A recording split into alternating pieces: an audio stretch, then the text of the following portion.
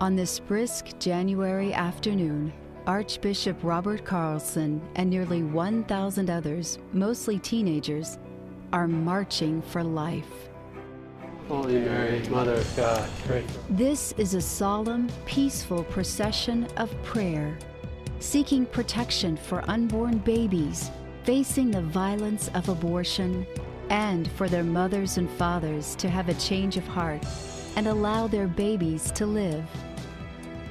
In the Archdiocese of St. Louis, the annual Catholic Appeal supports the faithful men and women who courageously reach out to those in need every day of the year.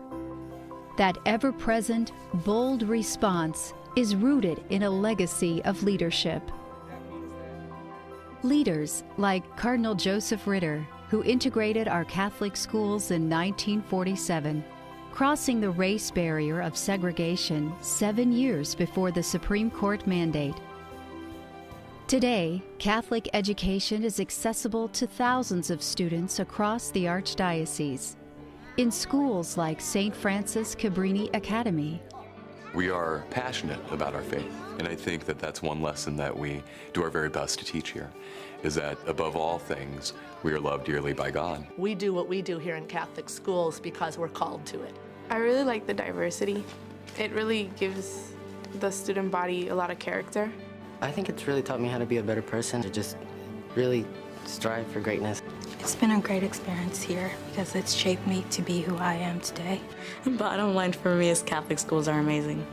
In the 1980s, Archbishop John May courageously recognized the duty to offer mercy and compassion to a growing number of men and women living with HIV and AIDS, to confront the stigma, to recognize the dignity of the men and women living with the illness. I think you could make the case that without Archbishop May, there would not be a Doorways that we know and understand today. He really gave credibility to Doorways. Where's the dice?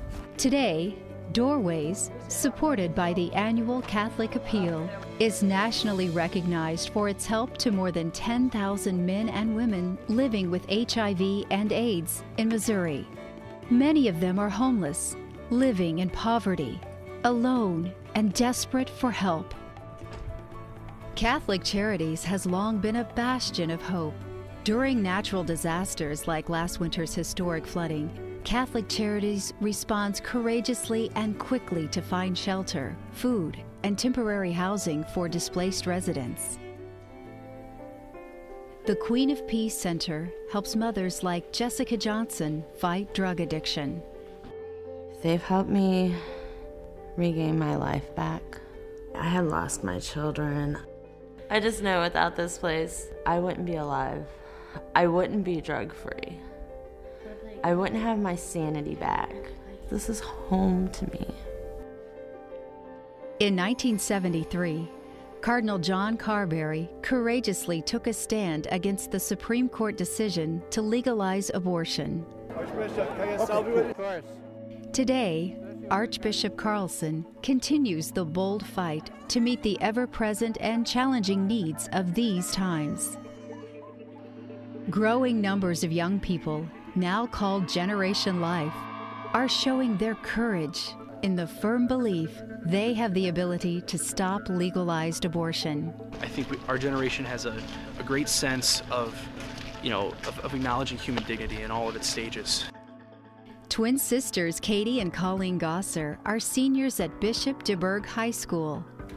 Every once in a while, it kind of pops in the back of my mind that half of our generation is gone. We might not be able to change the law, but we can definitely try to change hearts. For Katie and Colleen, the abortion issue hits home very directly. During a difficult pregnancy, a doctor believed the twins might not survive. Their parents were urged to abort one or both of them. For the Gossers, abortion was not an option. I just remember thinking when she told me, I can't do enough to thank you. I will never be able to give you enough thanks for choosing life, and I want to be able to give back and pay it forward somehow, give someone else just by standing and praying and offering someone else the chance to live. Holy Mary.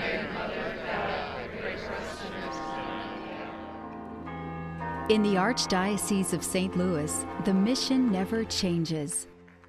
Generation to generation, faithful men and women finding the courage to encounter Jesus by loving the broken, wounded souls we meet along the way.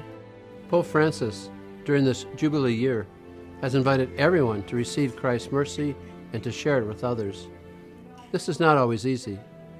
It takes courage to recognize our need for forgiveness, to humble ourselves in service to others, and to respond with love. The people of the Archdiocese of St. Louis have a rich history and a long legacy of courageous acts of love. The annual Catholic Appeal helps to extend this legacy by sharing Christ's mercy, forgiveness, and compassion with others. Every day, people turn to the Church for help. In ordinary moments and during times of extraordinary courage, we respond to their needs.